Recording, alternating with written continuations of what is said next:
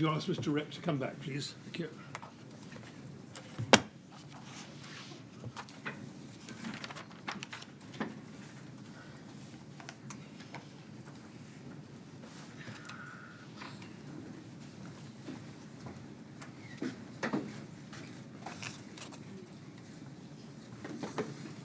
All right, Mr. Rek, ready to carry on? Yes. Good. Thank you very much. Thank you very Yes, much. Thank you, Mr. Chairman. Mr. Rek, can I ask you please to be taken back to paragraph 126 of your statement on page 30?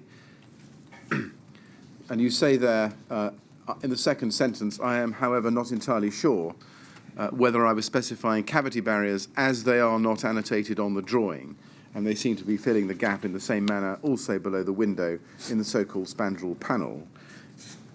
Now, that being so, how would you expect a contractor or specialist cladding subcontractor to read this drawing, or the drawing you refer to, and identify where all of the cavity barriers are supposed to be? I wouldn't expect them to detect what I'm assuming here in my statement. You wouldn't expect them to detect what you're assuming. So how would a specialist subcontractor read this drawing, so far as cavity barriers are concerned? I think they would just read those which are annotated, which are in line with compartment walls and floors. Right. Shouldn't you have labelled them? If that was my intention for those to be cavity barriers, then yes. Right. But you didn't, as we've seen. I didn't. Is that because you didn't intend that there should be cavity barriers there? That I can't recall, and this paragraph which I'm reading now is an assumption of my thought process, but I don't have a recollection. Still sticking with paragraph 126 of your statement, you say, I also don't recall whether a continuous steel angle supporting the sill of the windows was deemed as a cavity barrier. You see that? Yeah. Deemed by whom? I think that was me trying to dig into my thought process back then, looking at it from perspective of my knowledge now. So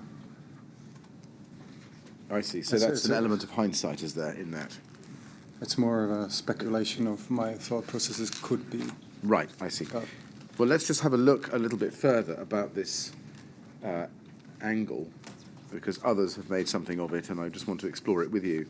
Can I ask you, please, to go to CLG 0000224, page 86.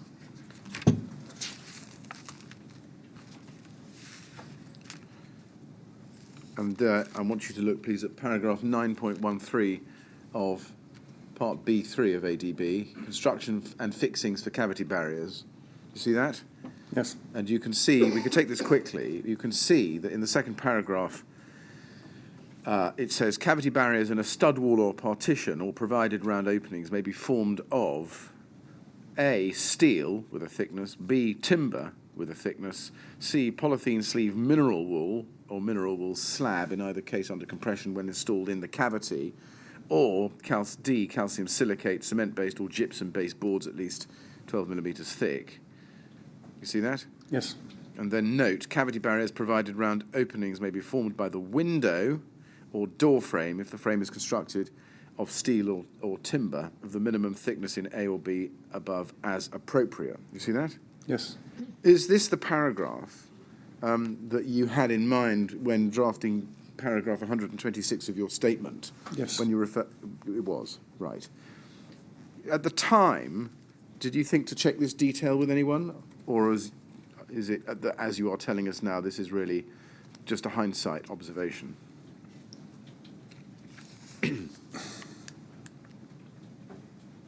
That statement is just a speculation of what my thought processes could be, but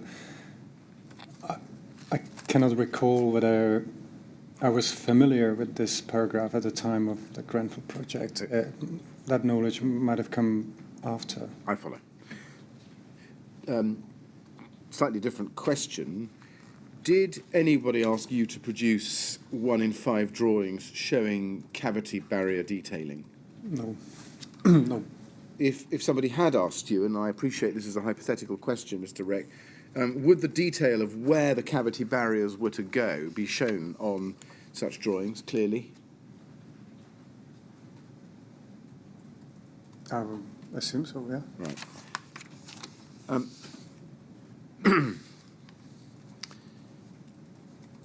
We discussed earlier on your exchanges with Mr. Ashton in November 2013, and we looked at some of the emails before. Do you remember those from this morning? Yes. When you had those exchanges with Mr. Ashton at that time, what cladding drawings did you believe Exova had?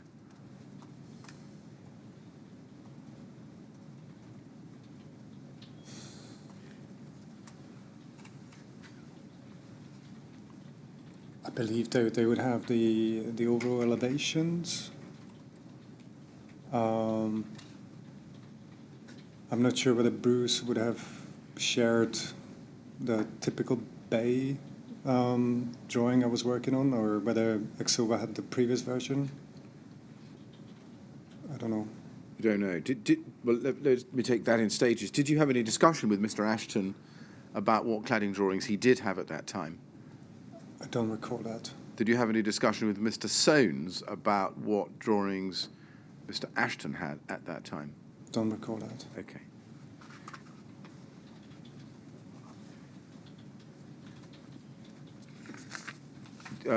If they had no drawings, no cavity barrier drawings or cladding drawings, how could Exova give advice in relation to cavity barriers, did you think?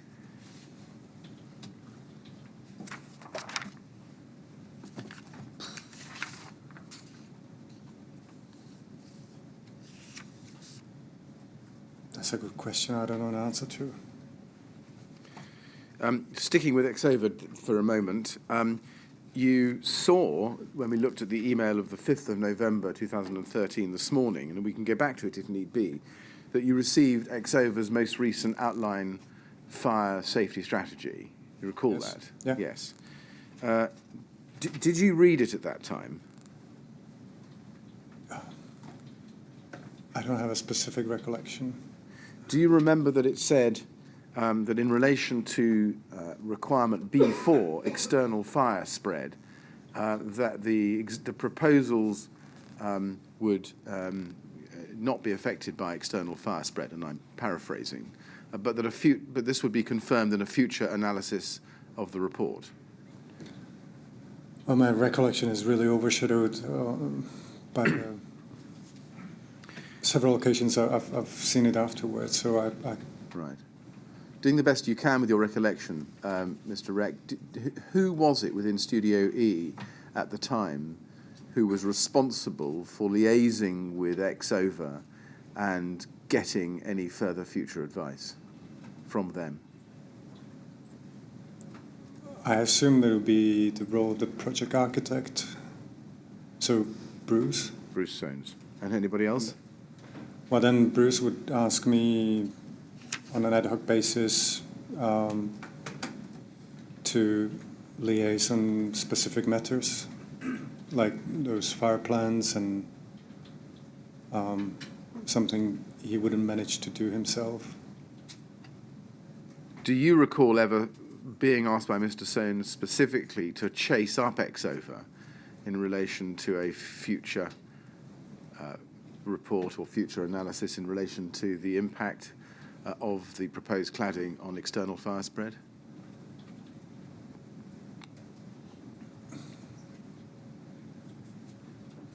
No. No. And to be fair to you, you left in December 2013, and the report itself, when it came, was dated the 7th of November 2013. So the question has a necessarily limited time frame, but I think the answer is no. No. No. Okay. I'm going to turn now to a different topic, namely insulation, and I'm going to ask you about the insulation specified in the overcladding system, which you address in your statement from section H onward, paragraph or page 31 in the statement. Can we please turn to the NBS specification, SEA 0000169 at page 73.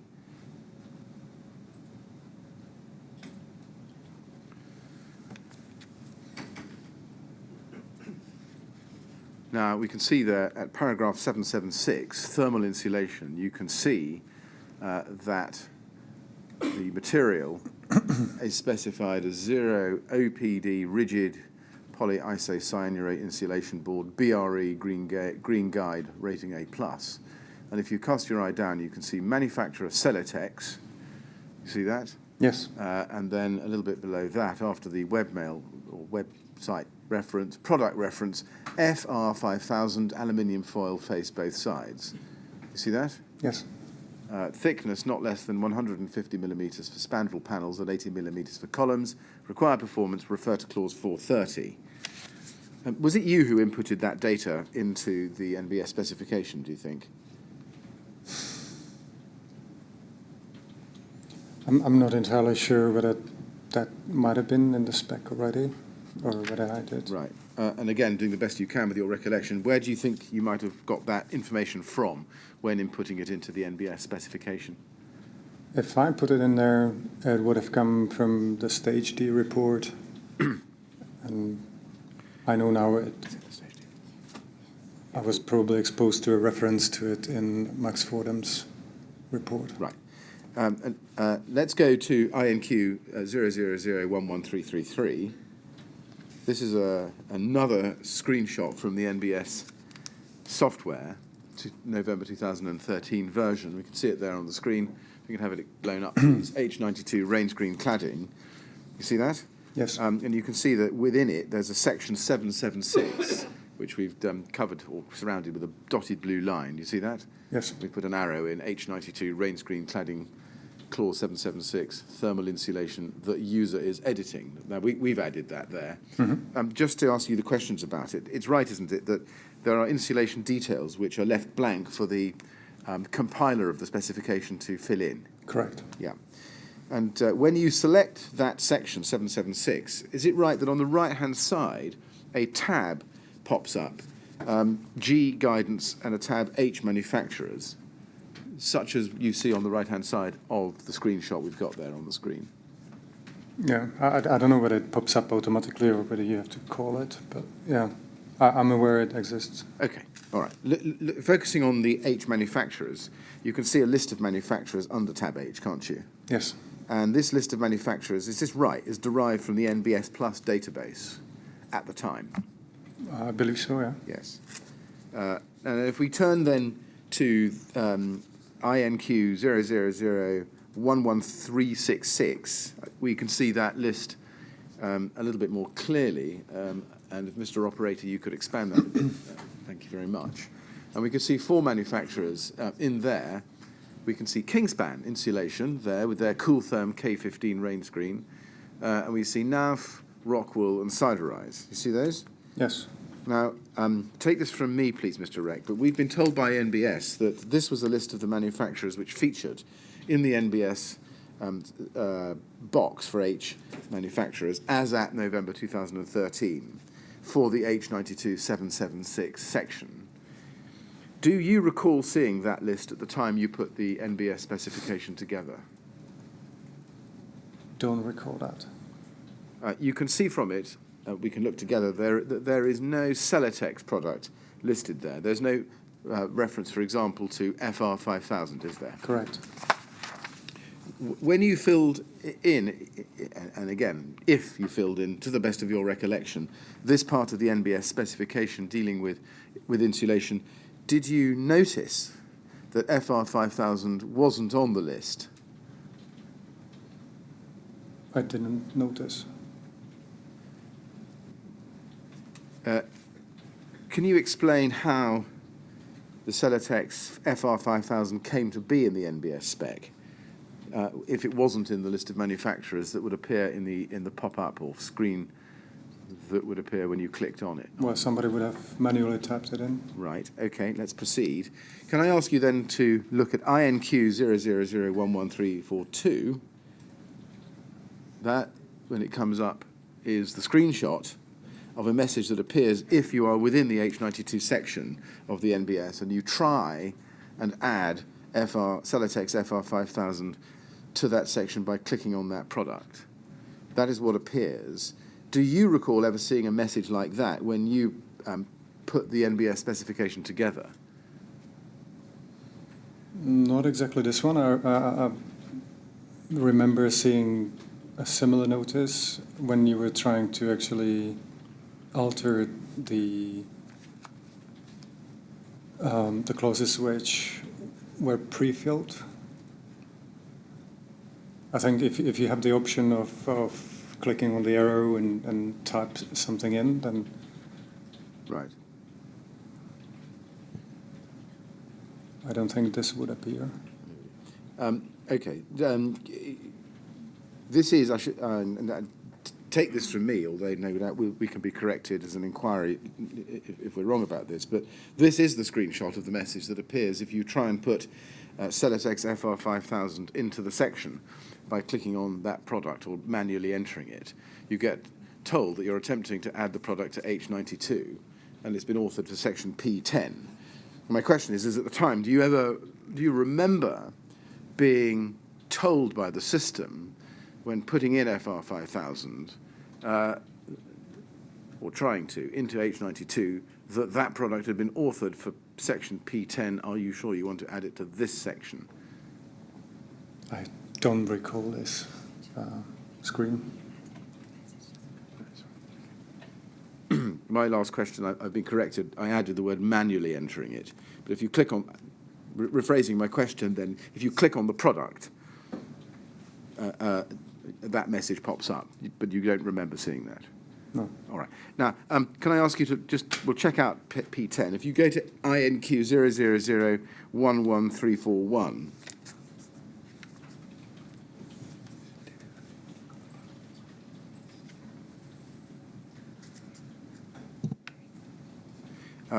that's P10, insulation fitted between rafters. You see that? Yes.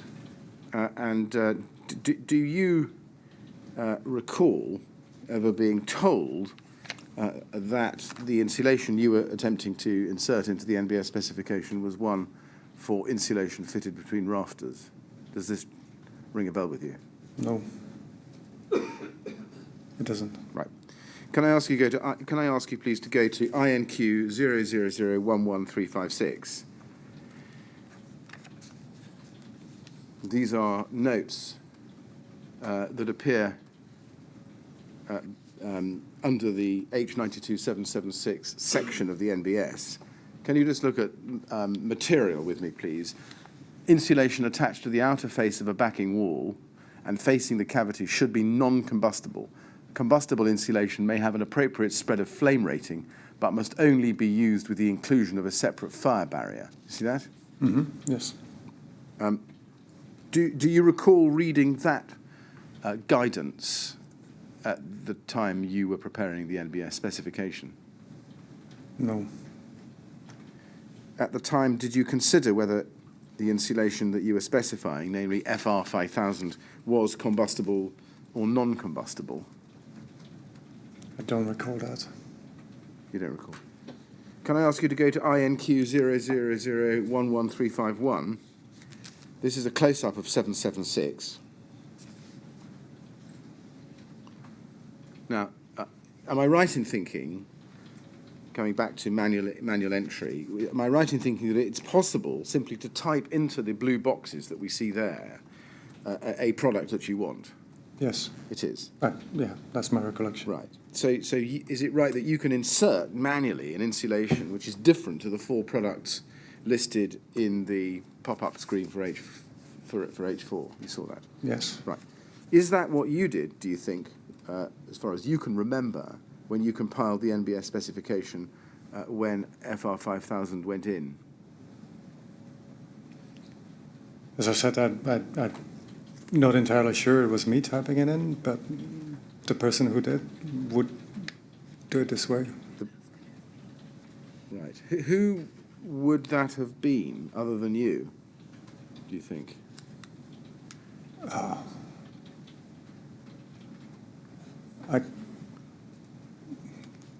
I don't know who worked on the specification before me. That would be a question for Bruce.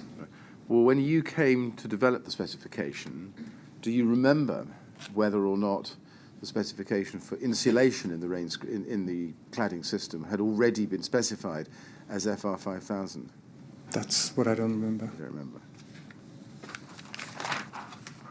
Do you remember ever seeing the little drop-down box, which is shown here under manufacturer? If you just look at it with me, you can see there's a little drop-down box that says mineral wool to BSEN 13162. You see that? Yes. Do you remember ever seeing that when you were entering the insulation product into the NBS specification?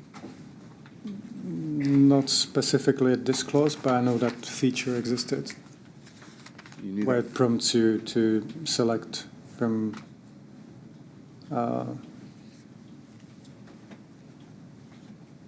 Right. some pre-selected products. Now, at the moment, the transcript of your last answer has an inaudible over what you said. But can I just get it right? I think you said you know that the feature existed because it prompts you to select from it. Is that right? It gives you a choice, as it does here, but I don't have a specific recollection about this clause. Right. I mean, in general, in the NBS specification program, Right. when you click on that arrow, as my recollection allows me to remember, it sometimes gives you a list which you can select from, or you can type over. Right. Just so I've got your evidence clear, the little words in the box, mineral wool to BSEN 13162, do they appear automatically when you open up this part of the NBS specification in blank? I think you need to click on that arrow. You need to click on the arrow. Very good. So if you click on the arrow, does it mean that those words in the box are a prompt to specify mineral wool to that BS standard? I believe so. Yeah. Okay, thank you. So does that mean that if mineral wool to BSEN 13162 was not in the specification, somebody, whether it was you or somebody else, must have decided that it should not be mineral wool and have overridden it manually? Yes. Yes, thank you. Now, you say at paragraph 136 of your witness statement, if we can just look at that, please. That's on page 33. You say, therefore, I would have expected tenderers to have ensured that insulation in walls above 18 metres complied with the specified CWCT performance requirements, i.e. were material of limited combustibility before submitting their tender returns.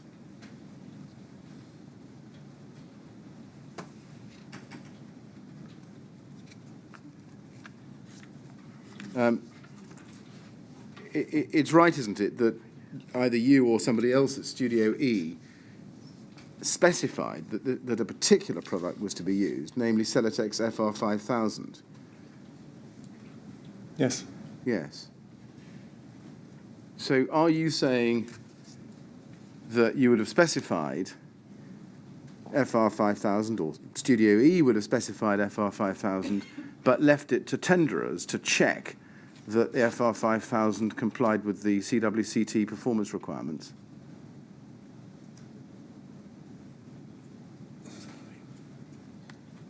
I mean, it was their obligation under the specification. You included that clause about compliance with CWCT to safeguard compliance with standards. Well, just help me with this. It may be that the decision to use FR5000 was before your involvement. We don't know. You can't recall.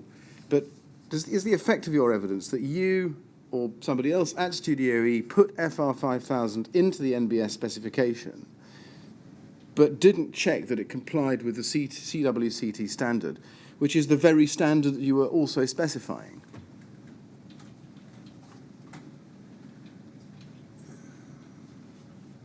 I haven't done it. I haven't checked the compliance.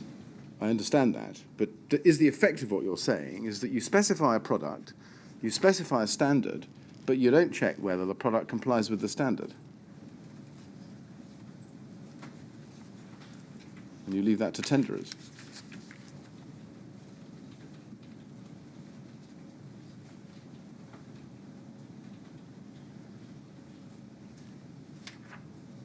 Yeah, I think the wording in this paragraph is a little bit confusing. Well, how would you like to rephrase it so it's not confusing?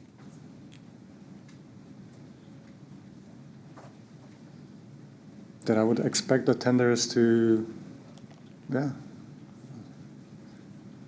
I don't understand. to adhere to the specification, which included the reference to compliance with CWCT.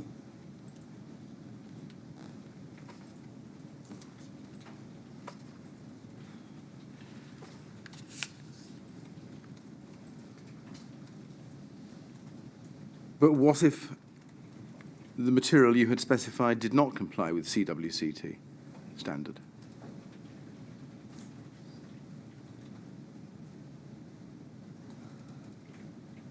Then a conflict would arise, and that will have to be resolved. Well, how would that be resolved?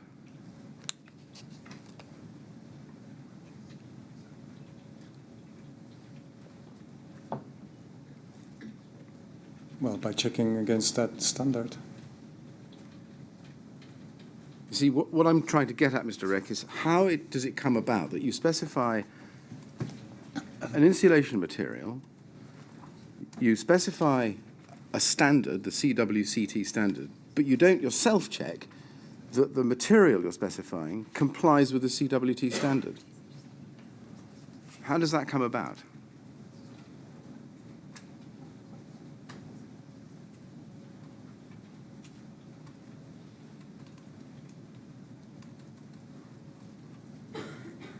I mean, as I said, the selection of the insulation material has been done before my involvement.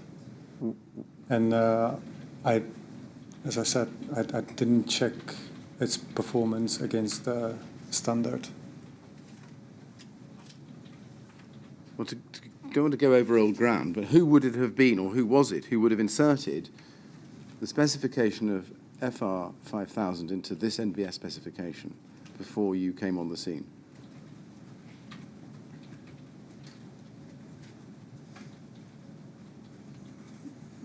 A member of a team in Studio E who was working on the specification before me. It could have been me. I can't recall. Well, let's just press you a little bit, I'm afraid. When you came into the project, you were told to do some pre-reading by Mr. Stewart. Yes. Did he tell you who it was who had been inputting specifications into the NBS specification, which he'd asked you to develop before you came on the scene? He might have, but I don't recall. Did you not make it your business to find out who it was who had been developing the NBS specification up to the point you took over?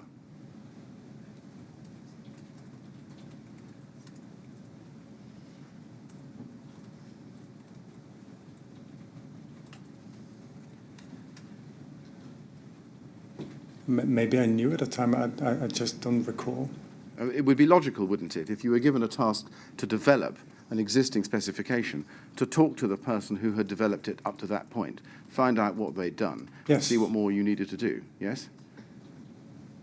You agree with me that that would have been logical, yes? Yes. Yes, so my question is, do you remember who it was you would have spoken to, that being logical, in order to find out where that person had got to?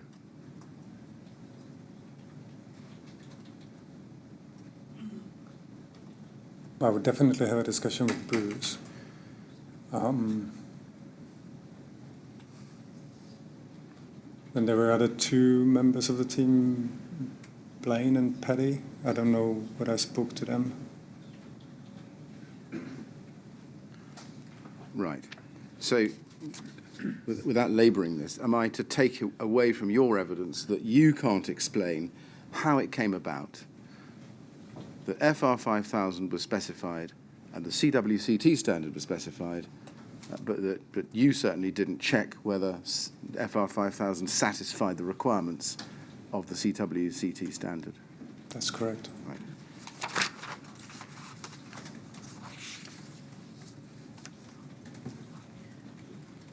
When you drafted if it was you, the insulation section of the NBS specification. Do you remember whether you sent it to Exova or Max Fordham so that they could comment on that aspect of the specification? I don't recall that. Do you remember consulting any of the product information regarding Celotex FR5000?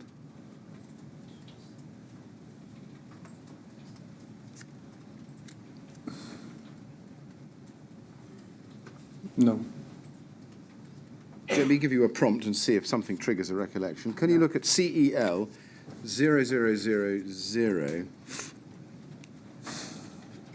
five zeros, 441, 00000441, please. This is a data sheet from Celotex for FR5000.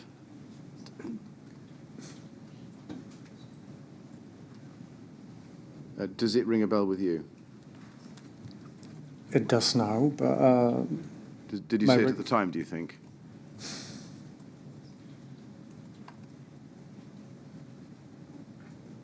I'm not entirely sure. Right.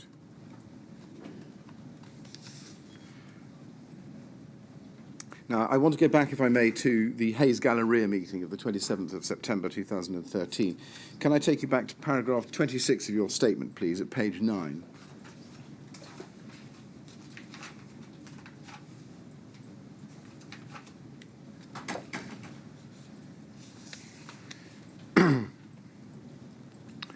And you say at the bottom of the page there that the meeting had been arranged by Mr. Sounes to discuss the cladding specification. You see that? Yes. Now, if you go forward in your statement to page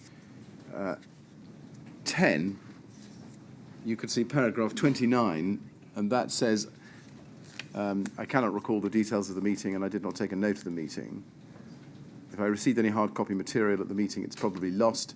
I cannot recall whether or not we discussed the suitability of PIR, polyisocyanurate, or rigid foam insulation. See that?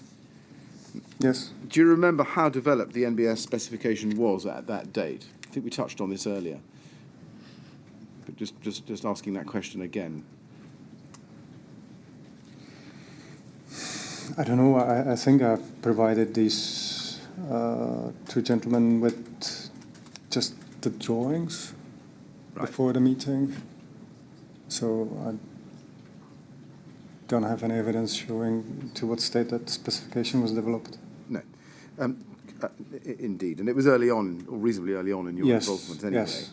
Do you remember whether there was any discussion of fire safety or performance at that meeting? I don't have a recollection about that.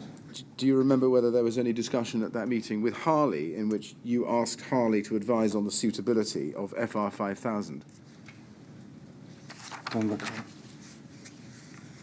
So far as you recall, was there ever a discussion, whether or not at the Hayes Galleria meeting, where you asked Harley to advise on or comment on the suitability of FR5000? Don't recall that. Right.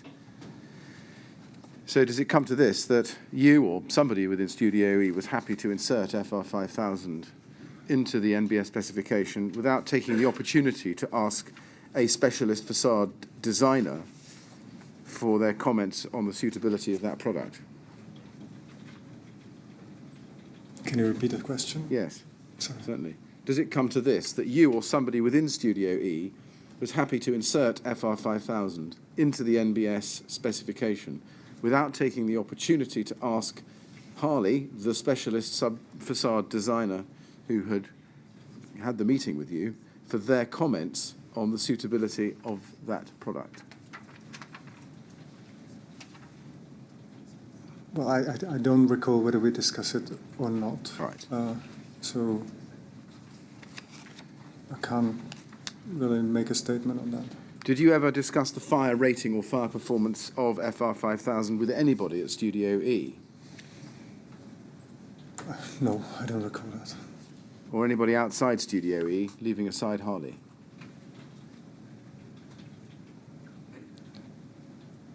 Again, my recollection is overshadowed by a later experience on the other project where we had the same insulation. Okay.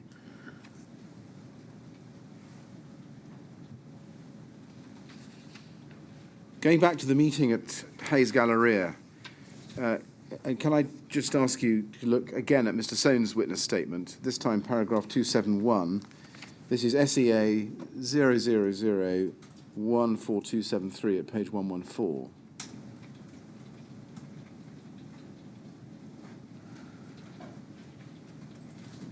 And he discusses that meeting.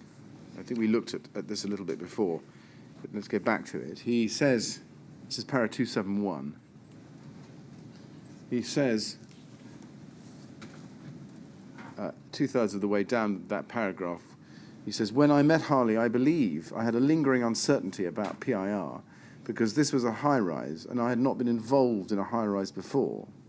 I believe, but I cannot say for sure, that I asked Ray Bailey a question about the acceptability of using rigid foam insulation on a high-rise building, probably at the end of the meeting.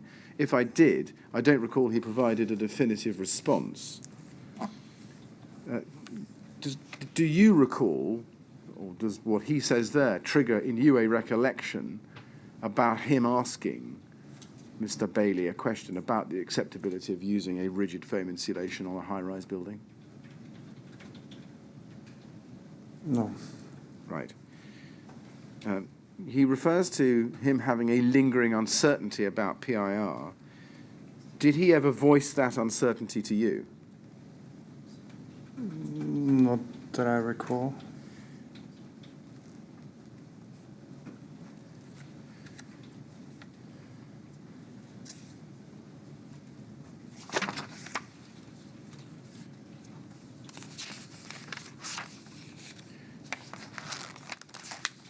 Do you remember Mr. Sounes ever expressly discussing with you the history of, or the reasons for, the insertion of FR 5000 into the NBS specification, or as the selection of FR 5000 for use in this project?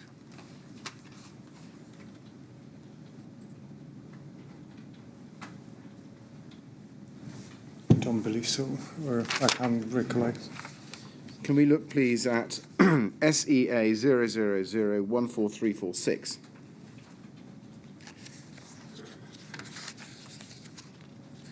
This is an email from you to Mr. Sounes, dated the 25th of October 2013, copy to Paddy Glennon, and the subject is Briam. You see that? Yes. And if you go to the second page of that, it's quite a long. Well, it's an email at the top, and there's some details at the bottom of it. This is the second page of that. If you look at MAT 01, Environmental Impact of Materials, you see the third entry down. You see that? Yes. Yeah. There's some blue italic writing. Question, is there any record supporting the statement above, which is about 19 credits? And then underneath that, it says, it also seems MF went for OTTU values to achieve maximum credits available for thermal performance criteria, which come to force if Green Guide rating credits do not manage to achieve the top 25 credits available. See that? Yes. That, I think, is something you wrote in the email, isn't it? Yes. It's your view you're expressing there. MF is Max Fordham, I think, yes? Yes. What did you know about the criteria or the instructions given to Max Fordham on which they were to suggest a target U value?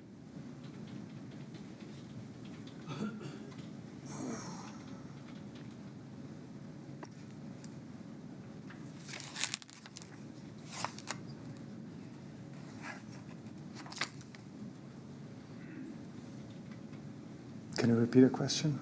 Yes, what did you know about the criteria or the instructions given to Max Fordham upon which they were to suggest a target U value?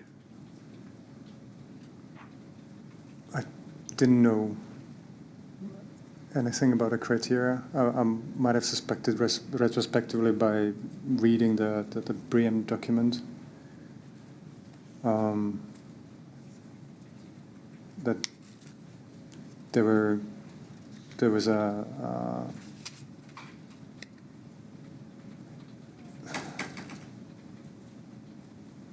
potential requirement to achieve a lot of credits by having a very low U value. Yes. But you have said that MF went for OTT U values. What did you mean by OTT? Over the top. Yes, that's what I thought you meant. So if you didn't know what the criteria or instructions given to Max Fordham were, what was the basis for your saying that you thought they'd gone OTT? I think I would make a reference to Part L. Was it your view that Max Fordham had set the U value?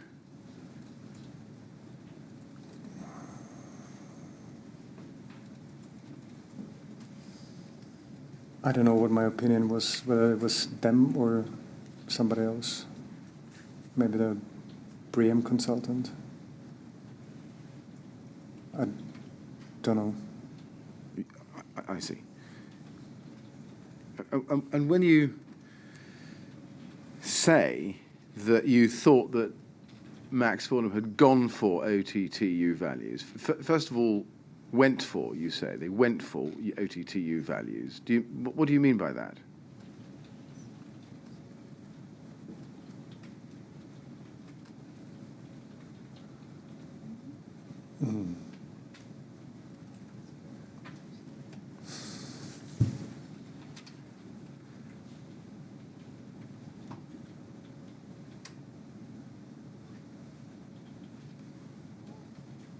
I assume they try to maximize the gain of BREEAM credits.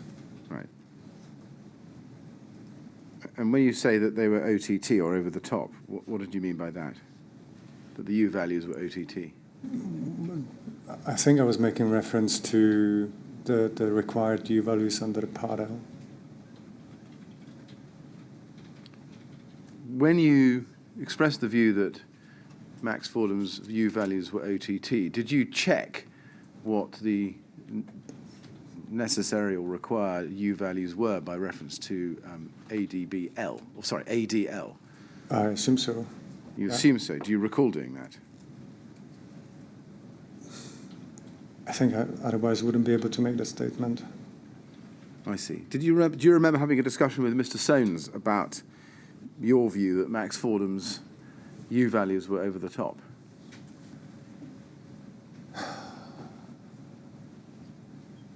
I think we had a discussion, but the details of it I don't recall at all. Do you remember what Mr. Sounes said during that discussion? Perhaps you don't recall. But let me ask it this way. Did Mr. Sounes, do you recall, respond to your concern that Max Fordham's U values were, you thought, over the top? I don't recall his response. You don't recall his response. Did you appreciate at the time that the specification of the target U value was a fundamental determinant of many of the design decisions that followed as to the about the overcladding scheme? Did you appreciate that? Well, it dictated the thickness of the insulation. Yes. Therefore, it dictated the offset of the cladding from the backing wall, the bracketry system. Yeah, it had an effect. Yeah. Having expressed your concerns about Max Fordham's OTT U values to Mr. Sounes, did you take any other steps to address your concern that the U values were over the top at any time prior to your departure from Studio E? I think I was explained that it was a requirement under the BREEAM target, and therefore the U value was as low as practically possible. Yes, you say that, but my question is different. My question is, having expressed your concerns as you did to Mr. Sounes in the email that we've just looked at, did you take any other steps to address those concerns? Not further than this. Right. As I remember. Yes, thank you very much, Mr. Rek. Mr. Chairman, I've come to the end of my questions Yes. for this witness, but it would be appropriate just to take a short break just to make sure that I've covered everything that I need to cover in the usual way. Right. Well, Mr. Rek, it sounds as though Council's reached the end of his questions, but sometimes it's necessary to have a short break so they can review the position. So I'm going to ask you to go with the usher Yes. back to the witness room. I don't think for very long, but we'll call you back as soon as you Okay. can. Sure. All right? Yeah. Thank you very much.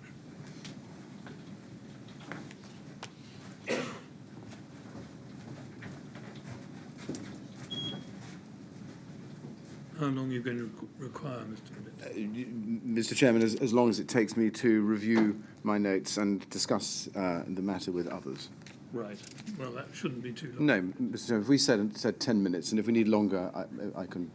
Well, it's up to you, Say Mr. no more than 10 minutes, and if you're ready sooner, you can send word. Very good. Thank you. Thank you.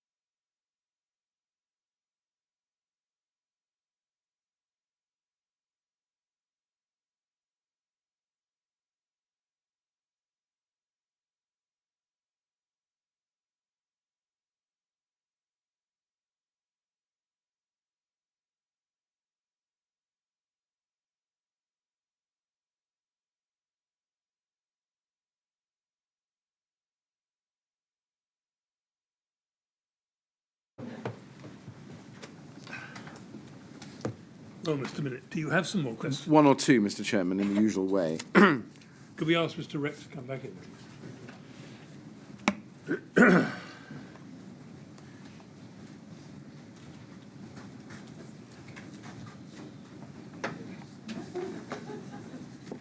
Mr. Rek, I understand that Council has a few more questions for you. Okay. Yes. Mr. Rek, I wonder if I could just clarify something on the transcript, Yes. which arose out of the discussion we were having about the U values just before we finished your evidence. Can the witness please be shown page 128 of today's transcript at lines 16 to 18? I asked you a question at line 12. If you just look at it with me, I asked you, having expressed your concerns about Max Fordham's OTT U values to Mr. Sounes, did you take any other steps to address your concern that the U values were over the top at any time prior to your departure from Studio E?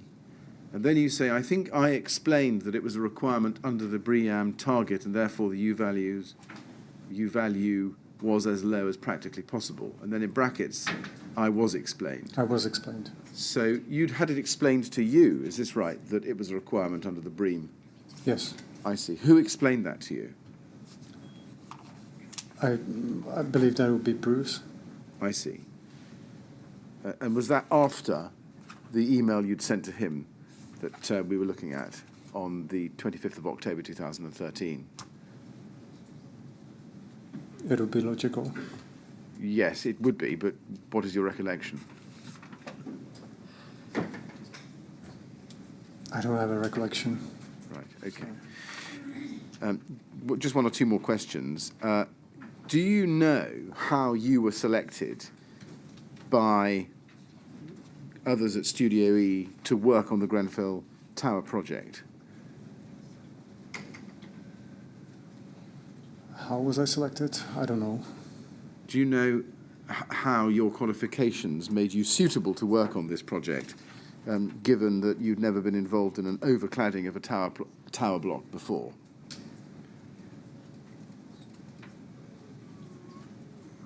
I don't know how many people had that experience in Studio E. And I was a project architect on a previous job, being exposed to technical detailing of buildings. So, but I can't speak on behalf of Bruce and Andre or whoever made the decision. All right.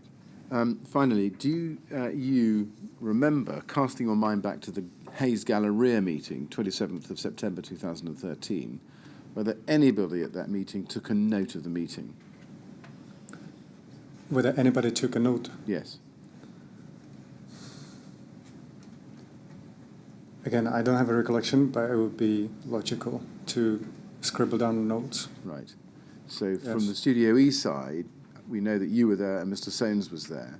Yes. And again, rather than focusing on logic, I'd rather work with your recollection, even though it may not be as perfect as logic. Who would it have been, or who was it, of the two of you who would have made a note? Or perhaps both of you?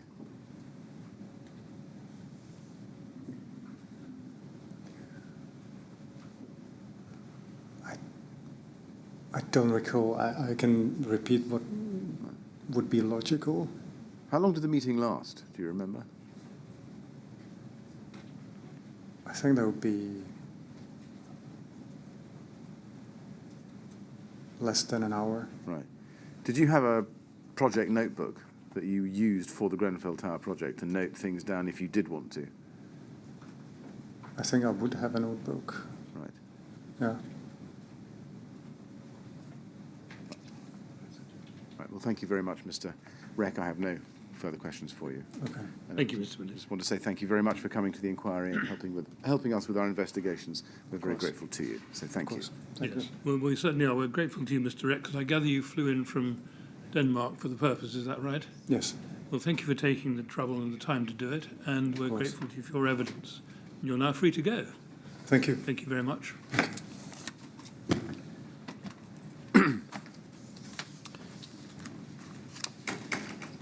Yes, Mr. Millett. Mr. Chairman, we now come to Mr. Sounes again, and Ms. Grange will now take up the baton Yes. where she left off. Well, we probably don't need to have another break at this stage. No, we don't. We might have one part way through Mr. Sounes' evidence, if you'd like to do that. Very good. Mr. Chairman, if you'll just forgive us moving Yes, of course, you carry on. some furniture around.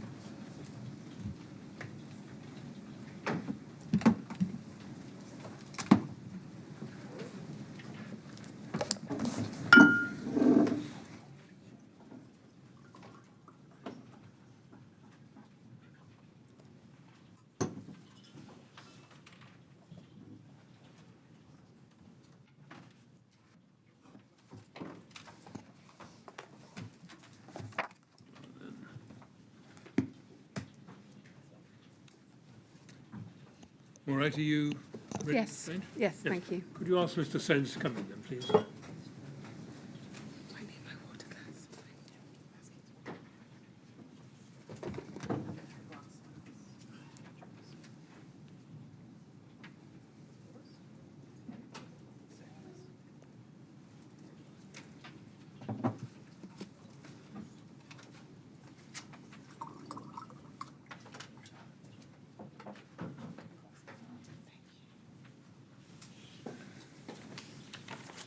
Well, good afternoon, Mr. Sounes. Good afternoon. It's good to see you back. Can I just remind you that you're still under oath? And Miss Grange is going to take up the question. Okay. We'll have a break part way through the afternoon, just to ensure that the periods aren't too long. And I'll leave it to Miss Grange to find a suitable moment. All right? Okay. Yes, Miss Grange. Yes, thank you. So, Mr. Sounes, we were on the topic of Exover's work on the project when we broke off last time. You'll recall that. Yeah. And what I want to do first up is to pick up and finish off that topic today. And we'd just been discussing an exchange between Mr. Rek and Mr. Ashton that took place on the 1st and the 4th of November 2013 about cavity barriers in the rain screen system. Do you recall that? Yes. Yeah, and indeed Mr. Rek's just been being asked about that just before your evidence just now. So 3 days after that exchange with Mr. Rek, on the 7th of November 2013, Exover sent issue 3 of their outline fire safety strategy. So this was prepared within 2 weeks of issue 2 of that strategy, which had been dated the 24th of October 2013. So can we turn up this issue 3? So that's at EXO 401107.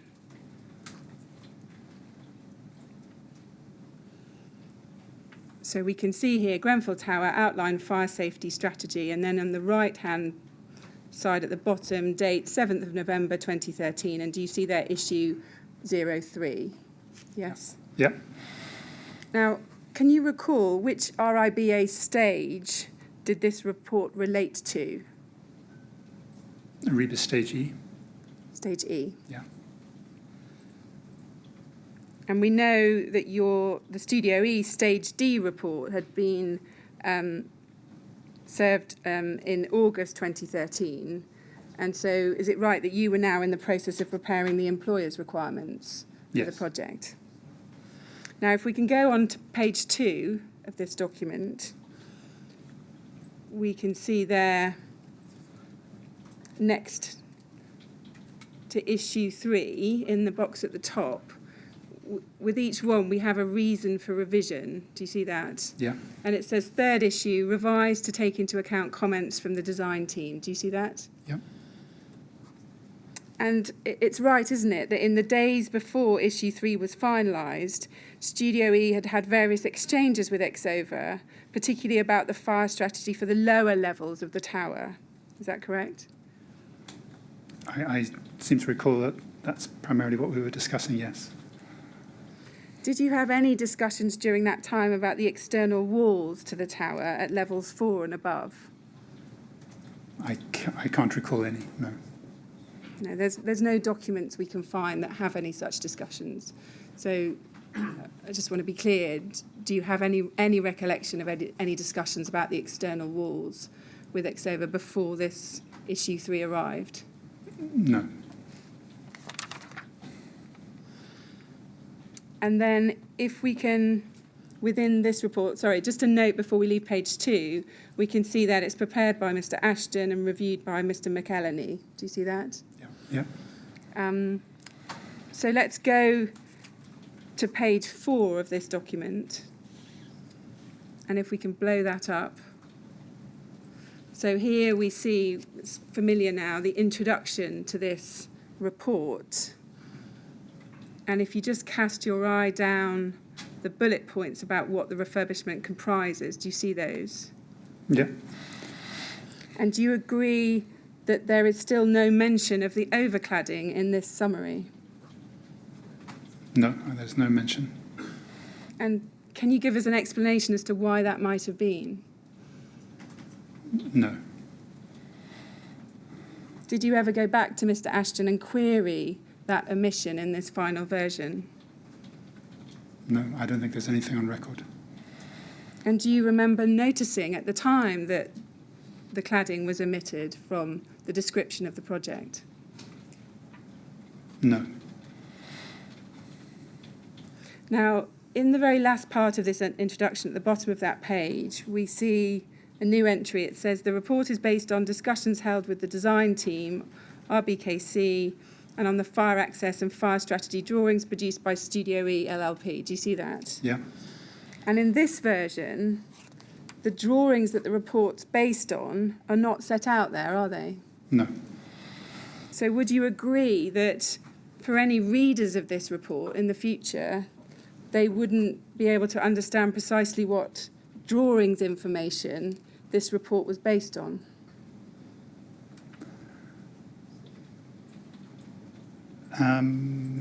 Correct, yeah.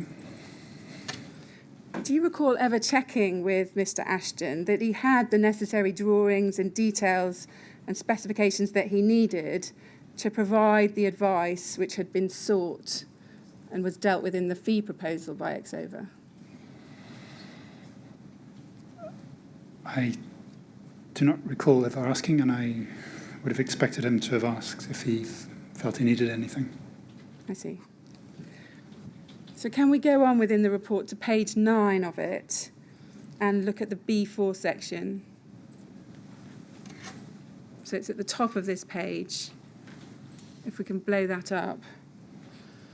And we can see exactly the same wording as appears before in issues 1 and 2. It is considered that the proposed changes will have no adverse effect on the building in relation to external fire spread, but this will be confirmed by an analysis in a future issue of this report. Do you see that? Yes. Now, you've discussed this in your witness statement. I want to take you to some of the things you've said in your witness statement about this. Can we go within your witness statement to SEA 14273 at page 12 and look at paragraph 28.4?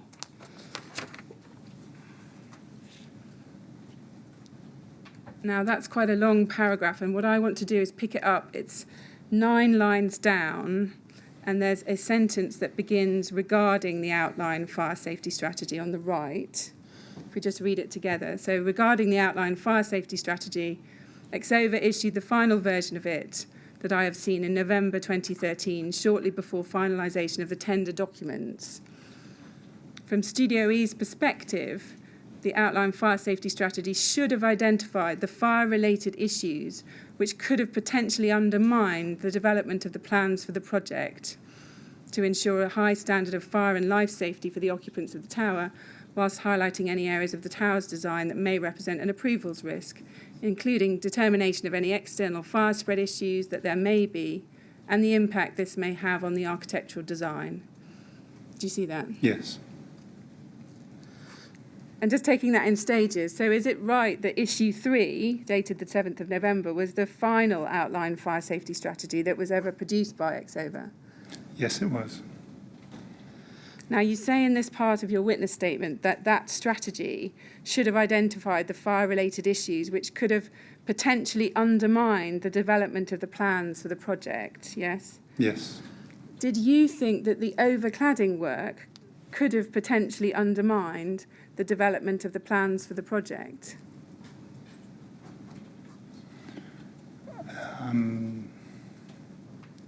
Not in a generic sense. Cladding in of itself could be at risk, but that's I think it's any issues that might be related to the cladding, if I understand your question. So what I'm really getting at is whether you thought that the overcladding work had the potential to undermine the development of the design for the project.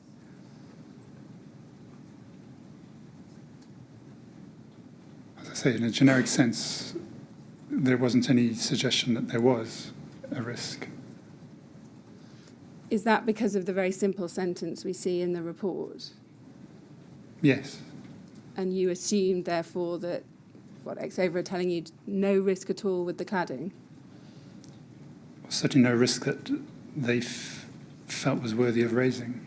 What about you yourself, Mr. Sounes? Did you think in your own mind that there might be potential risks associated with the cladding that you were keen to resolve?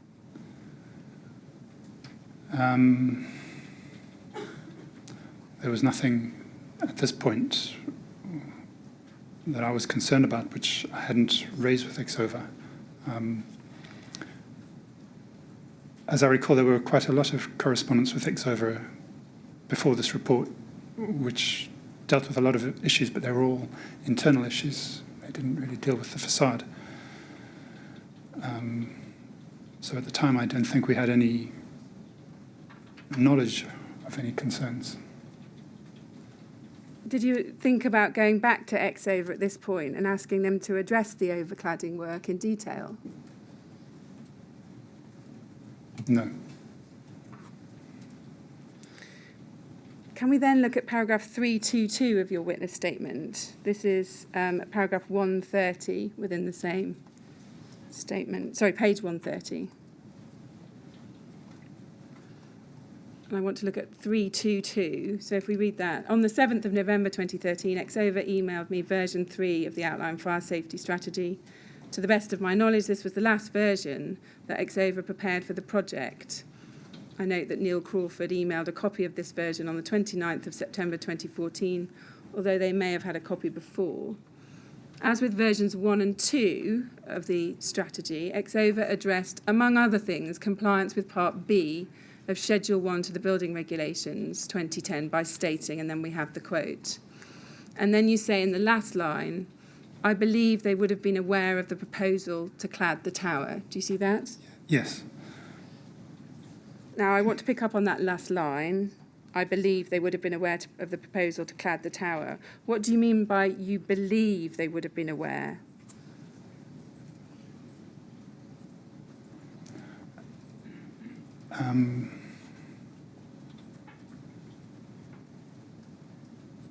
At the time, it was my understanding, my knowledge, to the best of my knowledge, that it had been communicated to Exover by email or verbally or by drawing that the one of the key aspects of the project was the overcladding. Was there any doubt in your mind about that at this time? As to their knowledge? Yeah, of the overcladding. No. You were clear, were you, in your mind that Exover knew about the overcladding and had had sufficient details to be able to advise?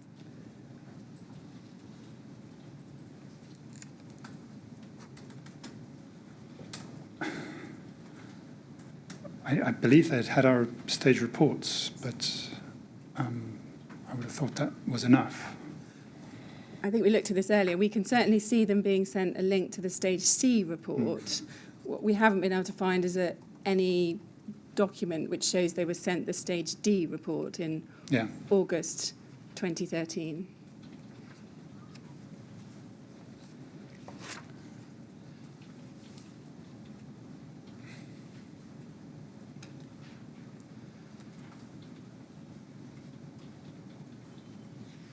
But just to be clear, you're saying that there wasn't any doubt in your mind that they knew about the proposal to overclad the tower and what those proposals were? In my mind, yes. I really thought that was sort of a headline item on any discussion.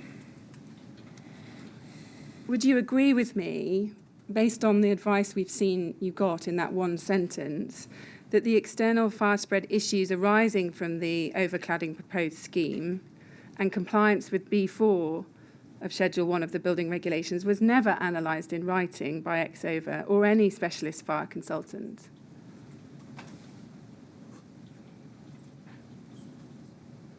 Not in detail, no. No. That was all you ever got, just that one sentence? Yes, and I believe they had seen some of the proposals, so I think the nature of the proposals, I think, was understood. Do you agree that Studio E never received any written analysis or advice on the fire safety implications of the proposal to insulate and overclad the tower? Sorry, do I? Do you agree that Studio E never received any written analysis or advice on the fire safety implications of the proposal to insulate and overclad the tower? Well, that sentence that there was no adverse effect is all that there is. That's the analysis, is Yeah. it? Well, it's not an analysis, that's the advice. Yeah. Now, when you handed over to Mr. Crawford in the summer of 2014, did you point out to him that Exover had promised an analysis of the B4 requirement in a future issue of their report? No, no, I don't recall doing that. Do you know why you wouldn't have done that in that handover?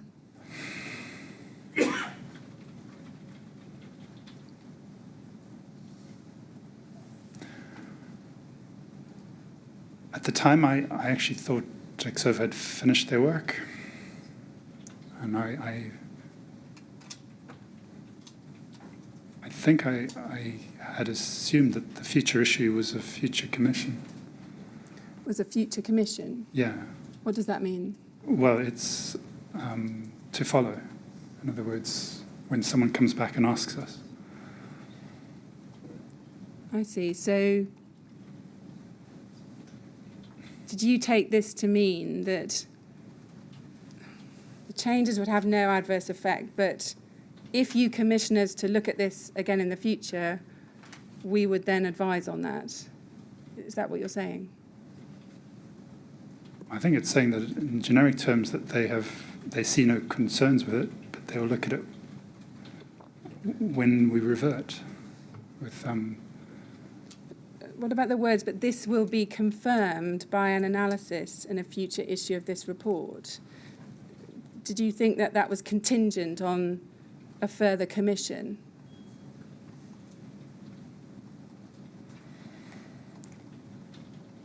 Well, that's what it says. This will be confirmed.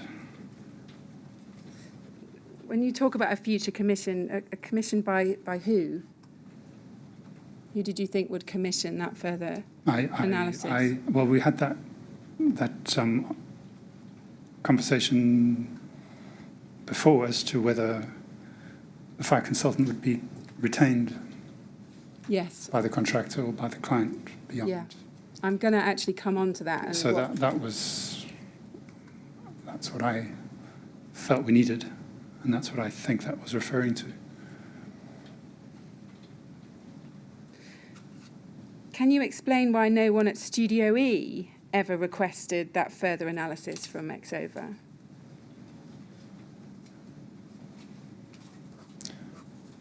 Well, at this point, this is a tender. The project is let to a design and build contractor, and the design and build contractor assumes responsibility for the design and the compliance of the design. I see. So you thought that the appointed design and build contractor would have responsibility for picking this up where it left off. Is that what you're saying? For confirming compliance or any resolving any issues, fire-related issues, yes. Was there not a danger that the contractor would read the first part? It is considered that the proposed changes will have no adverse effect on the building in relation to external fire. Isn't there a danger that the contractor reads that and thinks, well, there's nothing left to be done?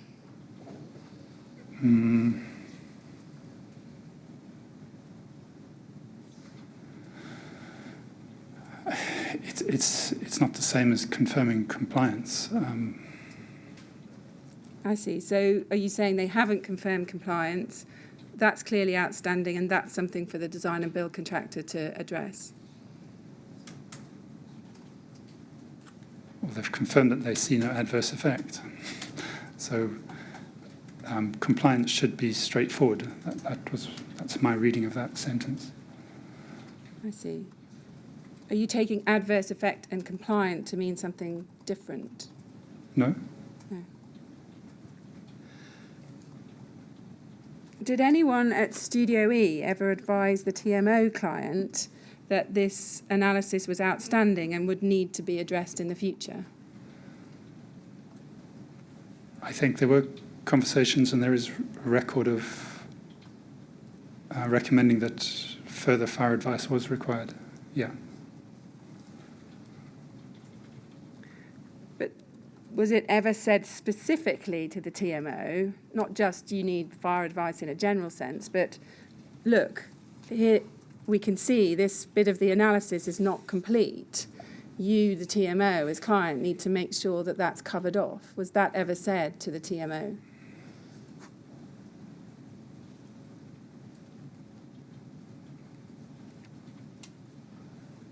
I think if we had put when I put that forward, I think it was the detail that I was thinking of, and that detail would include the cladding.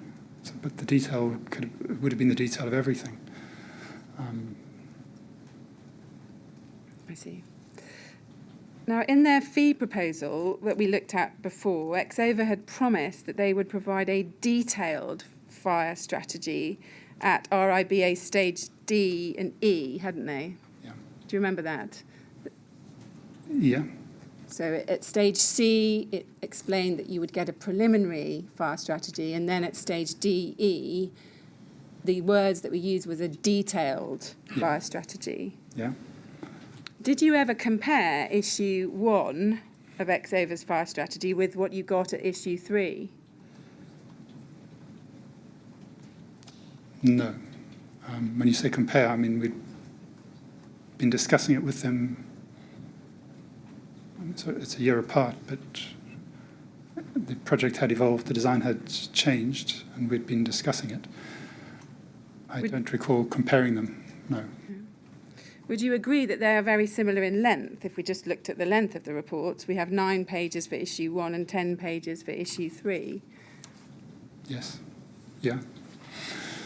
Did you ever give consideration to whether issue 3 satisfied the commitment in the fee proposal to provide a detailed fire strategy?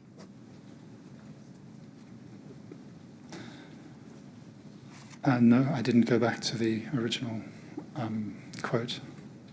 Was there a reason why?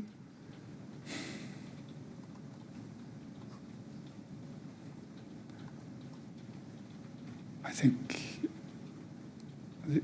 the absence of reason is we weren't. There's clearly no concern raised as to what would need further input in the report, and the strategy report, fire safety report.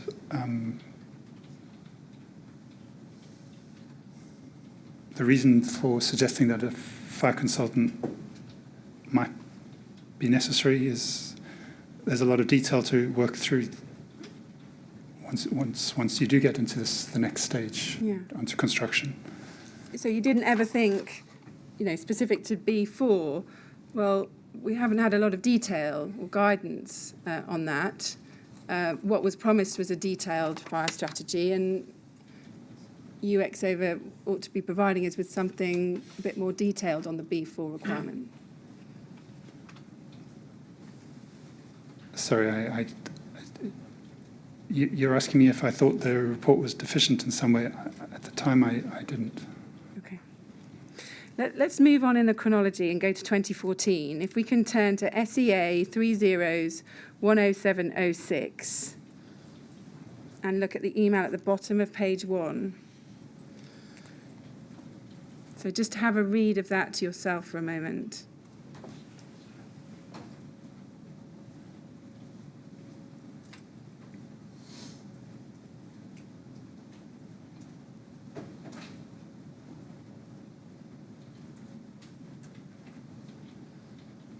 Okay. Yes, so this is an email from Claire Williams of the TMO to you on the 1st of April 2014. And the subject is Grenfell Fire Strategy. And we can see that she says, we had another meeting with the fire brigade, the next quarterly one, and there was a fire engineer liaison chap there. You see that in the first line? And then she says, I want to get our fire strategy onto their radar, particularly in terms of understanding any issues they may have over the smoke venting system to the lobbies. Do you see that? Yes. And she also asks to send Studio E's drawings. Can we then see your response, which is at the top of this page? So this is your response to her the next day, 2nd of April 2014. And you say, hi Claire, attached is Xova's fire strategy and RB Casey's markup of our fire strategy plan. When you say RB Casey's markup, do you mean RB Casey Building Controls markup? Yes. Yeah, of the fire strategy plan. And then you say this, I would not show this to the LFB. They are likely to support the severe interpretation of the regulations, which Xova believe are unnecessary, because this is in an existing building. It is to be superseded too. And then was there something else you were thinking of? Do you see that? Yeah. Now, can you just be clear, what is it that you're saying should not be shown to the LFB? My recollection, it was the markup that we had received at, I think, New Year's Eve, I think it was. And can you explain why you didn't want the markup of the fire strategy plan by building control to be shown to the LFB? Well, the one reason it needed to be, the fire strategy plans needed to be updated, but as I recall, the markup had highlighted requirements for fireproofing the risers off the central lobby, which I hadn't had an opportunity to discuss with RBKC, but which I thought could pose a problem for the new services. I see. And was it that work which Xova believed was unnecessary? Just looking at the next bit of your email.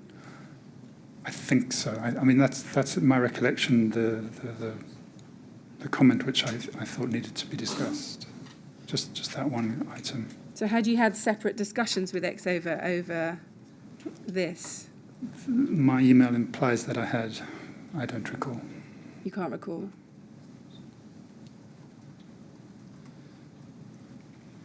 Instead of keeping that information from the LFB, why not provide the markup of the fire strategy plan and indeed Xova's fire strategy to the LFB and ask for their comments? I didn't. I mean, if it was going to be a problem, I wanted to be sure. I didn't want to. In a sense, you don't get many opportunities to speak to the fire brigade, so you didn't want to. I see. So you wanted to be clear Yes. what proposal We were actually you were going to making. be making, yes. But would you agree that that might suggest a less than transparent attitude to liaison with the LFB at this point? In the event, I'm not sure they even looked at it. No, not at all. I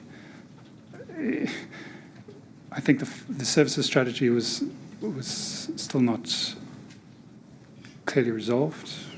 The strategy, the fire strategy was still, the plans were still evolving. I thought it best to be sure of what we were proposing before we did so to the fire brigade. I see. Was it your view at this time that it was in the client's interests to get through the building control process with the minimum possible requirements? No, minimum possible.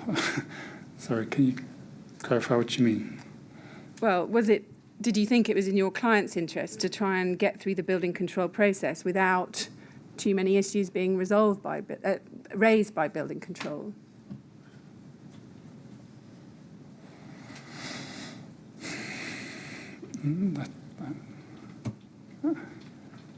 it's not my role as an architect to be devious. I'm sorry. Okay. Now you say in this email, the last sentence of that first paragraph, it is to be superseded to.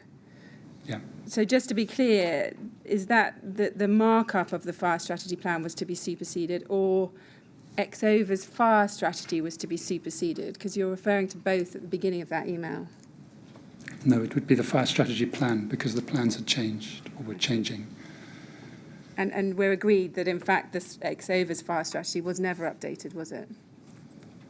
No. Can we then turn to your witness statement again? If we look at SEA 30-14273 at page 152, and I want to look at paragraph 372, which is at the top of that page, if I can just read that out. So you say around this time, and it's clear from the previous paragraph in your statement, you mean around March 2014 now. So you say around this time, I believe I asked Simon Lawrence whether Ryden would extend Exover's appointment or appoint another fire consultant. Simon said that Ryden typically did not engage fire consultants on the basis that the strategy was established by the client's team and, as contractor, it was responsible for executing it. He regarded it as building control's responsibility to raise any concerns and satisfy themselves with the details of the submission. Do you see that? Yeah. So I want to ask you some questions about that conversation with Mr. Lawrence. So did you take Mr. Lawrence to be saying that it was not intended that Exover, or indeed any other fire consultant, would be engaged on the project after novation? So it wasn't Ryden's typical practice to. Did I hear your question correctly? Sorry. Did you understand from him that he simply wasn't going to be instructing either Exover or another fire safety consultant?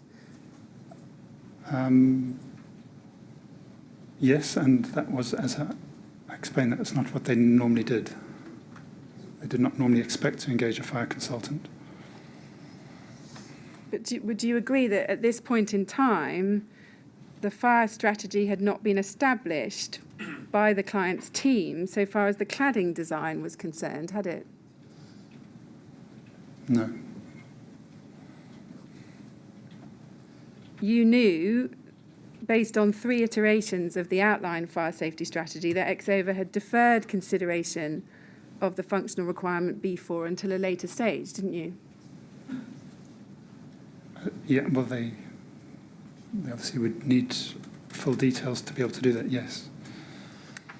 And is it also right that as lead consultant, you also knew that the client's team had not considered the compliance of the facade materials and products with the building regulations at that point, had they? Correct, yeah. Now, in light of the indication given to you by Mr. Lawrence, as you've reported here, who did you understand would be taking steps to establish the fire strategy for the cladding design? The specialist consultant, specialist subcontractor. So do you mean Harley? Yeah, I think by this stage I might have known it was Harley, yes. And did you expect that Harley would be able to establish a fire strategy for the cladding design? Was that your expectation? It was my expectation, yes. And when you had this conversation with Mr. Lawrence, did you raise any concerns with him about the approach he intended to take?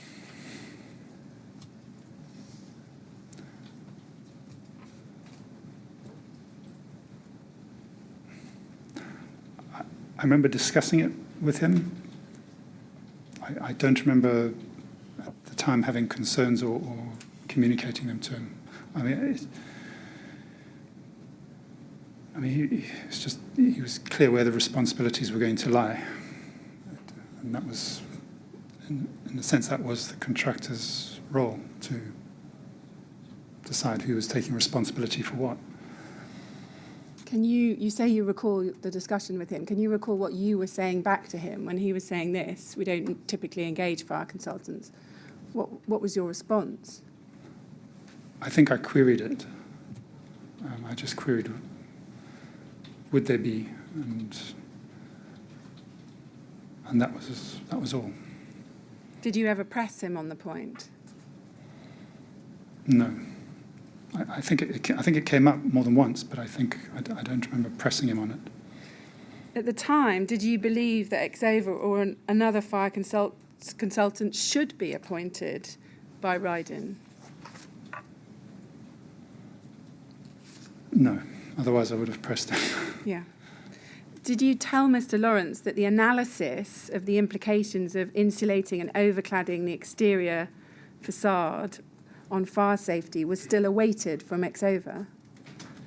No. Did you tell him that Exover had promised an analysis of the B4 requirements in a later issue of their report, but that this had never been provided? No.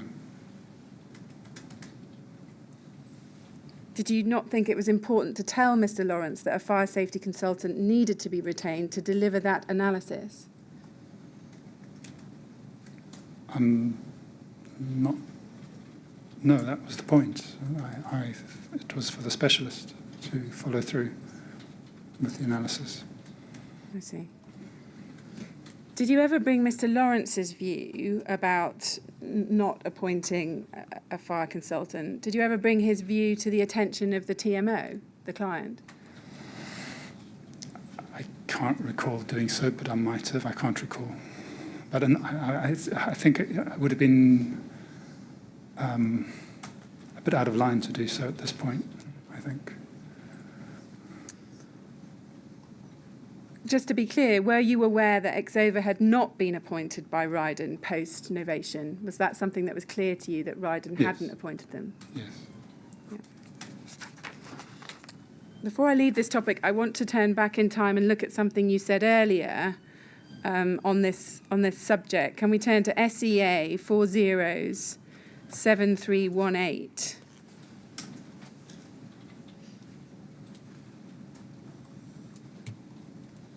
So if we can just blow the top of the page up.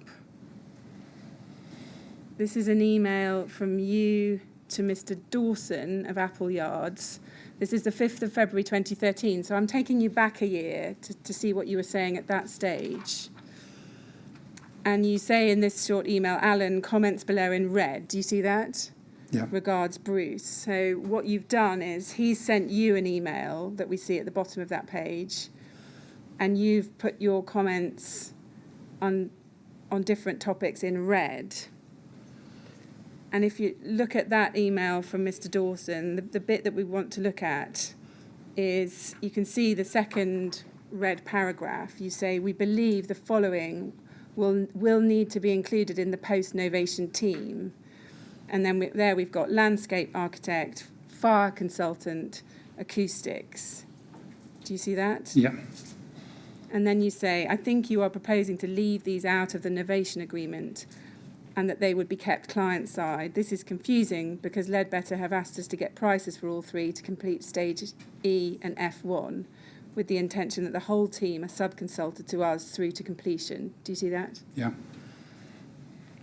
So it was clearly your view, wasn't it, in early February, that a fire consultant would need to be included in the post-novation team? This is in that period we sort of call the stand down, where Ledbetter Bouygues was still in the frame as the potential design and build contractor. Yeah. We hadn't done a stage E, and the intention was to novate us, I think, there and then. I see. So it was envisaging a slightly different structure, Yeah. team structure and contractual structure. But I still felt the fire consultant needed to be involved. Yeah. You see, the reason I've taken you to this is that this is the only time that we can see in the written documents you recommending to Artelia or to anyone else that a fire consultant should be engaged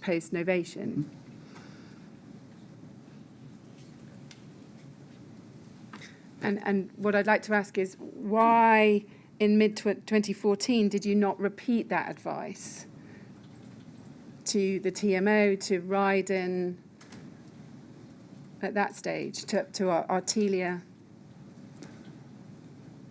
Under design and build, all the responsibility gets passed on to the contractor. And at this point, when we hadn't done a stage E, certainly recommending it, I felt we would need a consultant. In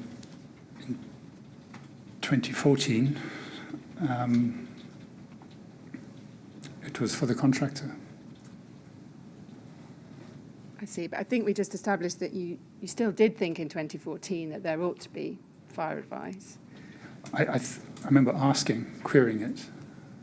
As you say, I don't think I put it to anyone in writing.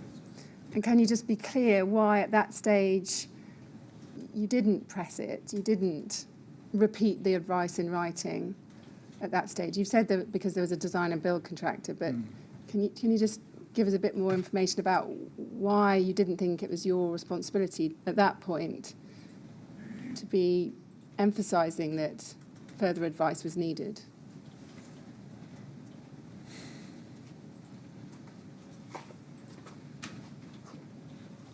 I'm sorry. Let me put it a different way. Wasn't it appropriate to repeat that advice to Ryden and the TMO post-novation, particularly given what you knew about how detailed Exover's work had been?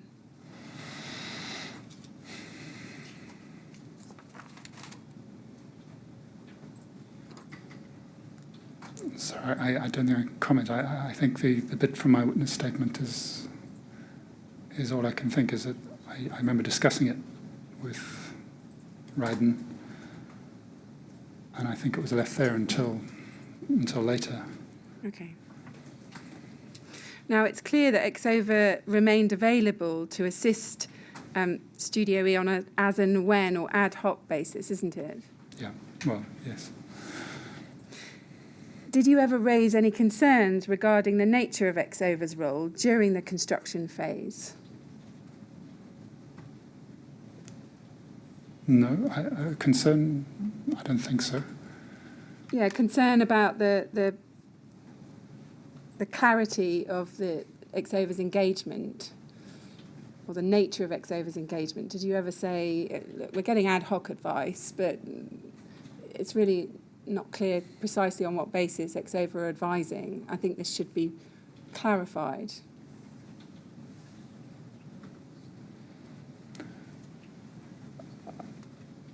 Did I? I don't recall doing so. Sorry, that was your question? No, Or yeah. Not. Would you agree that retaining Exover to provide advice on an as and when or ad hoc basis was inappropriate on a project like this? I can't comment on that as to whether it was appropriate. I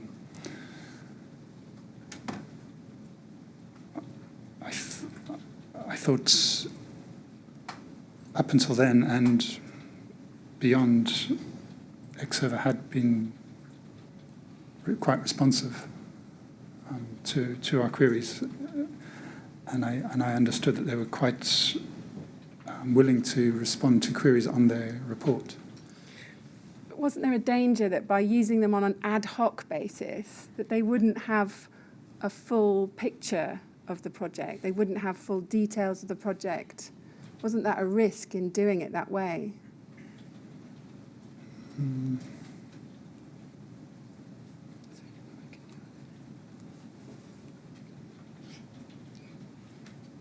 I'm afraid that's not something.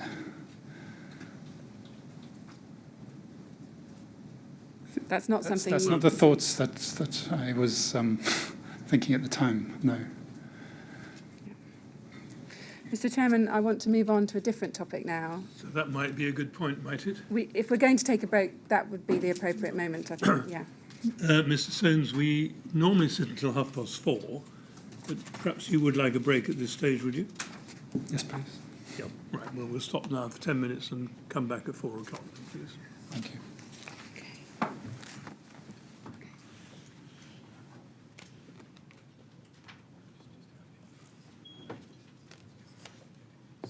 4 o'clock, please.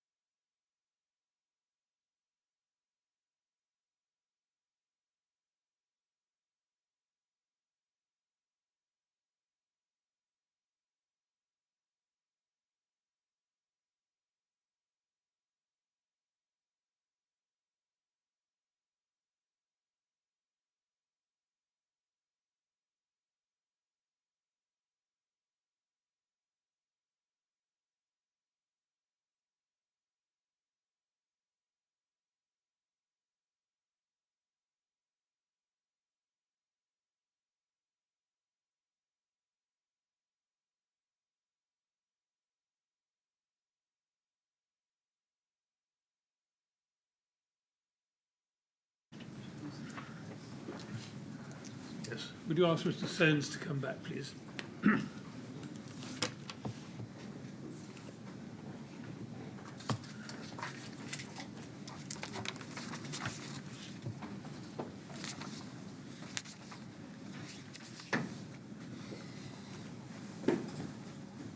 All right, Mr. Sounes? Yes. Ready to carry on? Yes. Ms. Yes. Grange? Yes, thank you. Yes, Mr. Sounes. So we're moving to insulation, and I'm now going to ask you some questions about the envelope insulation. First, I'm going to ask you some questions about what those materials were and their compliance with the building regulations and other relevant guidance. And then I'm going to ask you some questions which go through the chronology, really, of how these products came to be used within the overcladding system at Grenfell Tower.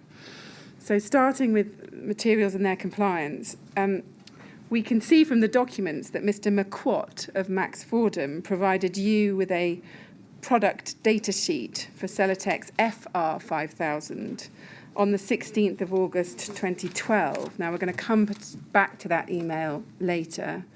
But for the moment, I just want to focus on the data sheet that he sent you. Now, it's right, isn't it, that Celotex FR5000 was the insulation product for the spandrel panels and columns, which Studio E included in the NBS spec. Is that correct? Yes. Now, can we look first at your witness statement at SEA 30144273 at page 54?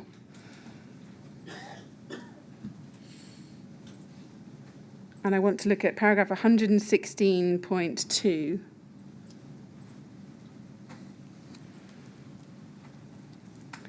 And so this is the paragraph in which you refer to Max Fordham, Andrew McQuat sending you, it's kind of halfway down the paragraph that we can see on the page, sending you the information for the Celotex FR5000. And at the very bottom of that page, you say he also attached the product data sheet for, and then if we can just go over the page for Celotex FR5000. And then you say this: I do not recall what I noted from the data sheet at the time, but I now note that it states Celotex FR5000 has Class 0 fire performance throughout the entire product in accordance with BS 476. None of Max Fordham, CEP, Exova, or any other specialist I had discussed the project with had raised this as a technical design issue. Do you see that? Yeah. Yeah.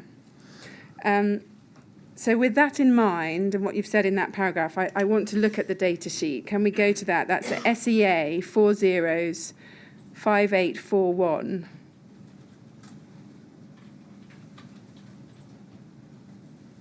And if we can blow up just the top of that for the moment. So this is the Celotex product data sheet for FR5000, dated. We can see the date on the top right-hand side, issued to January 2012. Do you see that? Yeah.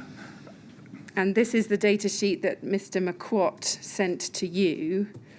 And we can see there's an introduction to it there. It's a premium performance PIR solution. And then I want to look at the bottom of that first section at what it says in the bullet points. So we can see it says, with FR5000, you are specifying an insulation board that, and then do you see the fourth bullet point down? It says, has Class 0 fire performance throughout the entire product in accordance with BS 476. Do you see that? Yes.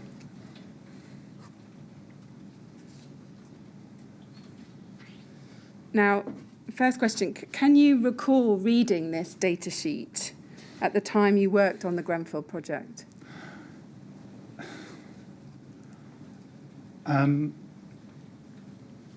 The answer is no, but I strangely remember something different, and I can't be sure where I saw it. Okay. We're going to come to a few data sheets, so it may be that another one jogs your memory more. But so this is the FR5000 data sheet.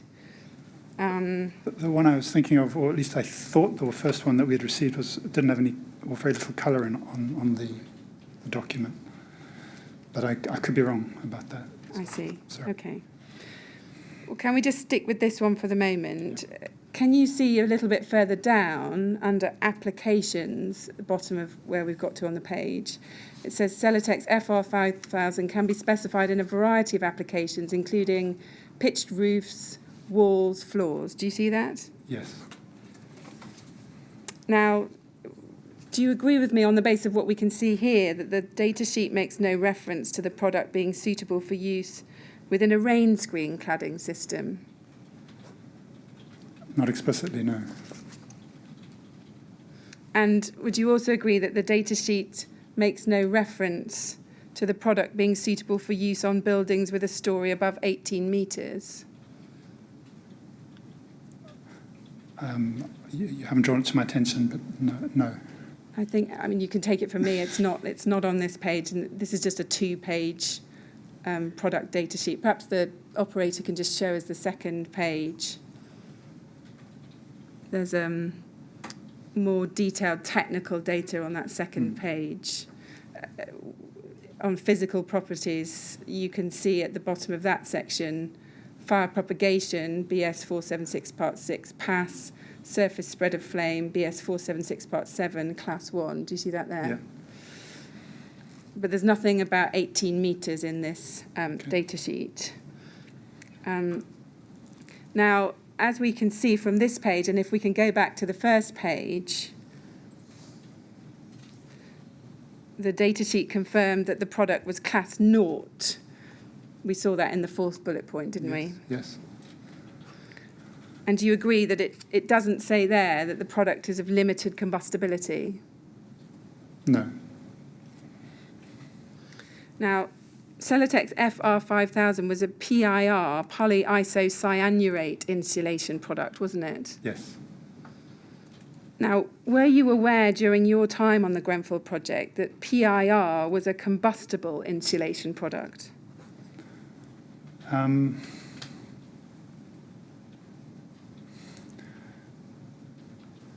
understood it charred when subjected to flame. In other words, that was my understanding of the product.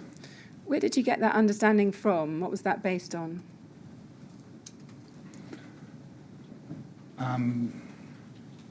The practice I worked in before I started at Studio E, so this is going back to, it would have either been 1998 or 99.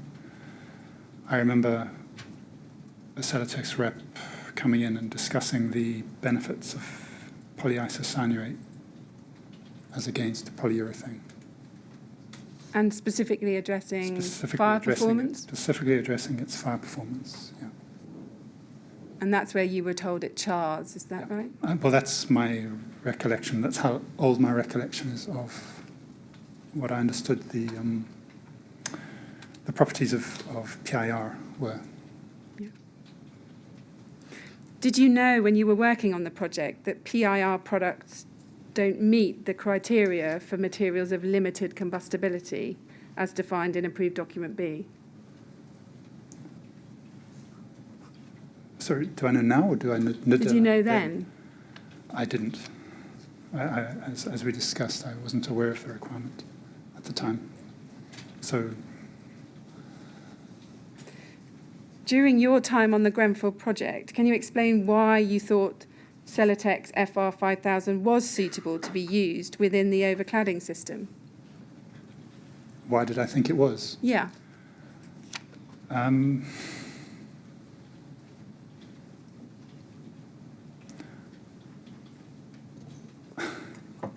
It had been put forward by Max Fordham, who I understood had undertaken this sort of project several times, or many times, and I guess I made an assumption that they had used this before in similar circumstances. So it was based rather on inferring its acceptability from previous experience by Max Fordham. Yeah. That's a bit of hindsight on my part, but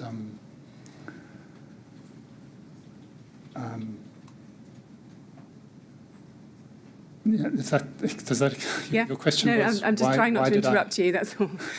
Just repeat your question. Yeah. No. Well, I've asked you why did you think Celotex FR5000 was suitable to be used within the overcladding system? I had no reason to believe it wasn't. I think is probably more accurate at the time. Yeah. During your time on the project, did you ever give any consideration to whether the product was compliant with the building regulations and associated guidance? Only the only one occasion was that the meeting with Harley many months later. Is that the Hayes Galleria Hayes meeting? Galleria meeting. Yeah, I think Okay. that's the only recollection or evidence that I have. Okay, we'll come back to that meeting. Now, you've referred to Class Naught in your witness statement with reference to the insulation. We just looked at that. You said, I've got no memory of reading this data sheet, but I now note that it has Class Naught fire performance. Do you remember saying that? Yeah.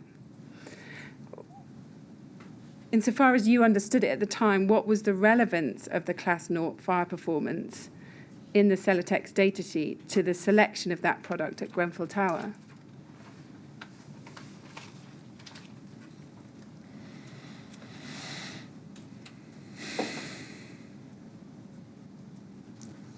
I'm struggling a bit to understand exactly what you're asking me. What was the relevance? Well, I'm asking, what was the relevance of the fact it had Class Naught fire performance to the selection of that product for use at Grenfell? Class Naught's fire performance and Class Naught, you wouldn't want to use a hazardous material. So, Does it follow from that you thought if it was Class Naught, it wasn't hazardous? yes. Do you have a memory, a recollection of noting at the time that it had Class Naught fire performance? I can't specifically remember that detail from so long ago, no. You don't remember checking any of the product data sheets and looking for the fire performance information? I mentioned that I'd been aware and had used this product over many years. I suspect I knew that. I see. So 12. you think because you'd used it on other projects, Yeah. you would have been aware of its Class Naught fire performance? Or that it had a performance that made it acceptable for use in the external construction. But just to be clear, none of those projects were high-rise residential, were they? No, they weren't.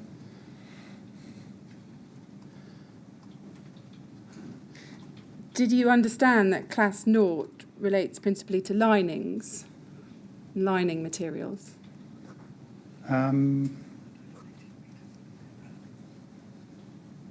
It related to something on a surface. Yes, so it could apply to a paint, but it could also apply to a panel. As my So just going back to my earlier question, how would Class Naught be relevant to an insulation product in a rain screen system, given that's going to sit behind the rain screen in the cavity?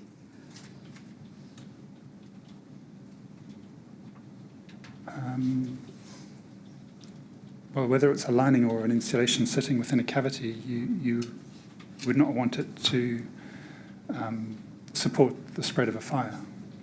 So I see those as relevant in both contexts. I see. Did you know that a Class Naught rated product doesn't infer any resistance to combustibility?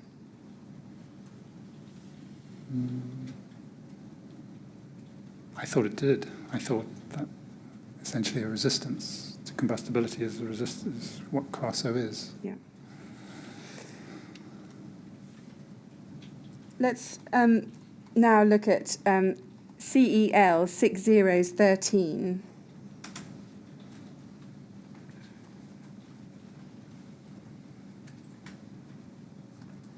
Now, this is an updated product data sheet for the product Celotex RS 5000 dated August 2014. Mr. Operator, if we can just go one page on within this. I was just looking for the date, but I think you'll have to take it from me at the moment that it's August 2014. Do you recall reading this RS 5000 guide at the time that you worked on the Grenfell project? No, I'm not sure we have it, or we received it. We may have done, but I don't recall seeing it. You don't recall seeing it? If we look at page 5 of the document, we can see in the top left-hand side, under fire performance range screen installation, it says there, Celotex RS 5000 is a Class 0 fire rated, as described by the National Building Regulations, having achieved both. And then it explains that it's got a pass to BS 476 Part 6, and then classification as Class 1 in accordance with BS 476 Part 7. Do you see that? Yes. Did you understand at the time that in order to achieve Class 0, there were 2 separate tests where the data would be relevant to whether you got Class 0? No, I at the time I wasn't aware of the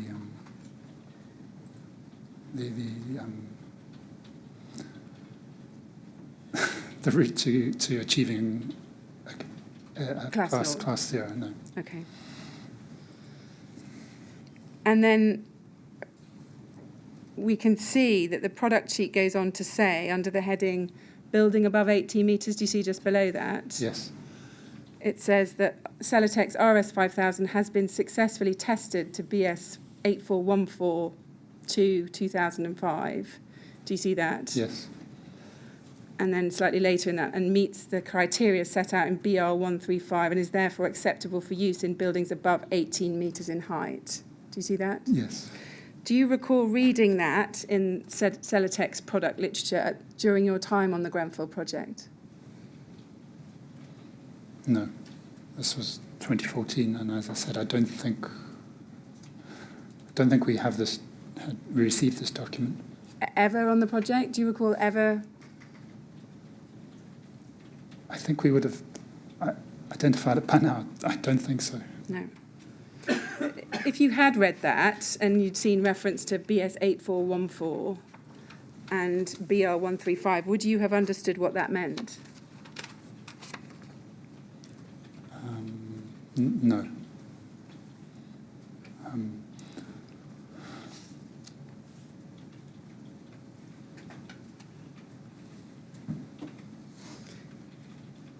Just below that, it gives details of the system tested to achieve the BS 8414. It says the system tested was as follows. Again, can you recall reading anything like that at the time you worked on the Grenfell project?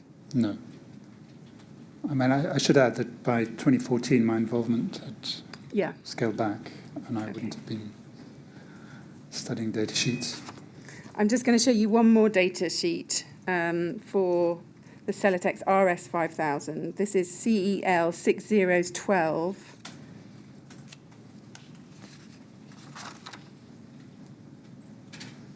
Again, this is dated August 2014, as per the earlier document for RS 5000. And this is a rain screen cladding compliance guide when specifying Celotex RS 5000 in buildings above 80 metres. Do you see that? Yeah. Again, do you have any recollection of seeing that document at the time you worked on the Grenfell project? No. Okay. In which case, I'm going to skip on in my questions and talk about a different product called K15.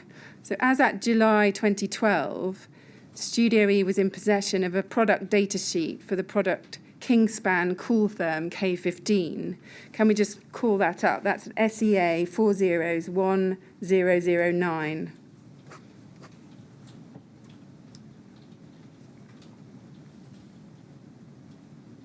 So there we have the Kingspan brochure that we know was in Studio E's possession at the time. So we've seen that in your documents. Did you know at the time of the Grenfell project what type of insulation K15 was? I can't recall, but I think the my witness statement implies that I did, I think, because as I recall, Andrew McQuat mentions it as a phenolic. That's correct, he does. So if I remember that, but I can't be sure Yeah, at the time. I was going to check whether you understood that it was a phenolic insulation product. Yeah. Were you aware that K15 was a combustible insulation product at the time you worked on Grenfell?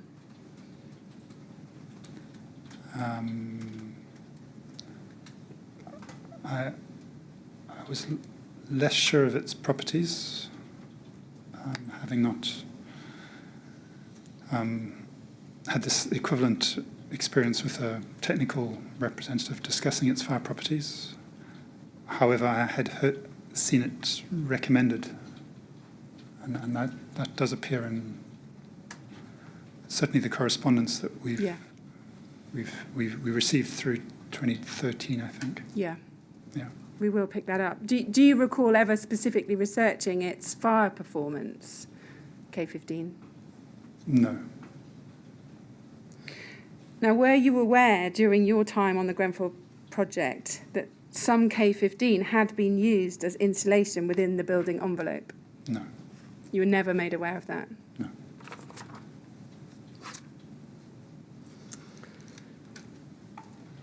Just one more question under this topic before we come to look at the chronology and precisely how the RS 5000 came to be suggested.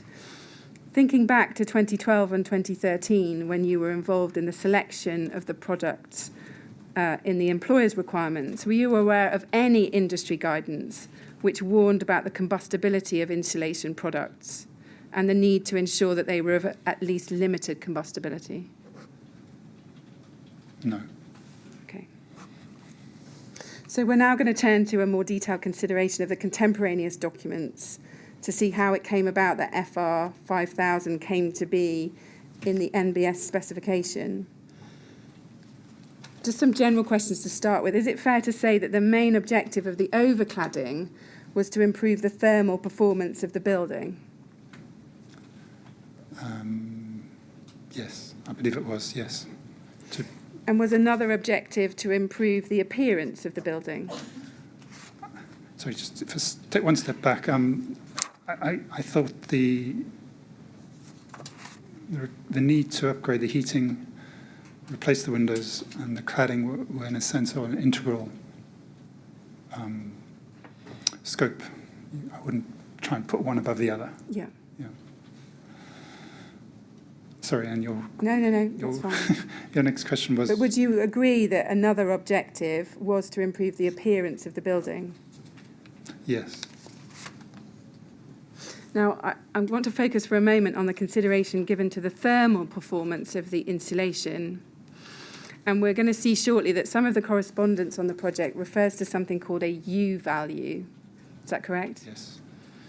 Now, just to educate everyone, do you agree with me that a U value is a measure of heat loss through a building element, such as through a wall? Heat transfer, yeah. Heat transfer, fair enough. And do you agree that it's measured in watts per metre square Kelvin? Yes. So you see the W dash metre square K, you see that? Watts per square metre Kelvin, yeah. Kelvin, yeah. Do you also agree that the lower the U value, the better, i.e. the lower the value, the better the material's performance in insulating against heat loss in winter and heat gain in summer? Correct, yeah. Now, can we turn to SEA 40's 4295? These are the minutes of the design team meeting that was held on the Thursday, the 24th of May, 2012. And we can see that you're present at that meeting. You're the last name on that present list. And I want to go to page 2 under the heading Services. Yeah. So if we can zoom in exactly and look at the second paragraph under services, we see this. It says, design team need environmental design criteria, U values, ventilation openings, etc. to progress cladding design. Do you see that? Yes. Options discussed, overcladding, internal lining, fixed windows with acoustic louvers. And then we see MF is noted in the action column on the right. Do you see that? Yes. And that would refer to Max Fordham. Is that correct? Yes. And then I just want to look at what you say about this in your witness statement. That's at SEA 30-14273 at page 39. And I want to look at paragraph 81. So there you say, with reference to those minutes, the minutes state that the design team needed environmental criteria such as U values to progress the cladding design. This was an action from Max Fordham, as I believe their design of the heating system was based in part on the performance of the external envelope of the building. Do you see that? Yeah. Yes. So do you mean by that it was your understanding that Max Fordham would provide environmental design criteria which would include U values? Yes. Yes, it would. And are you saying that because Max Fordham was designing the heating system, they were also required to determine a suitable measure of thermal efficiency for the entire building? They would be the ones to initiate the process, yes, of determining the appropriate design standards, design criteria. Yes.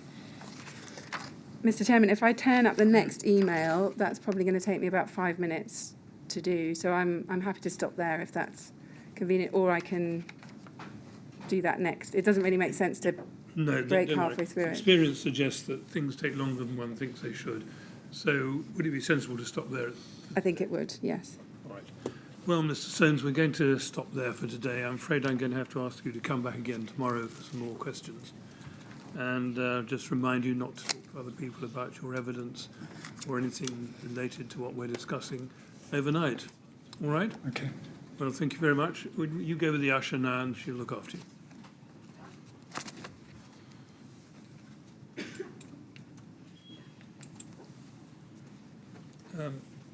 Ms. Gage, before we rise, are you expecting to be able to finish Mr. Sounes tomorrow? I would hope so, but it will be tight because there's quite a few topics still to cover with him. So I'm not going to make that promise, but I will use Yes, it would be best I'm endeavours. sure he would be. I do relieved appreciate if it that. Could be, I fully appreciate that. We will absolutely do our best to try and finish. but I understand. But that I have to. There's a lot to ask him. So. Yeah. Thank you. Right. Well, we'll get back to him at 10 o'clock tomorrow then, please. 10 o'clock tomorrow.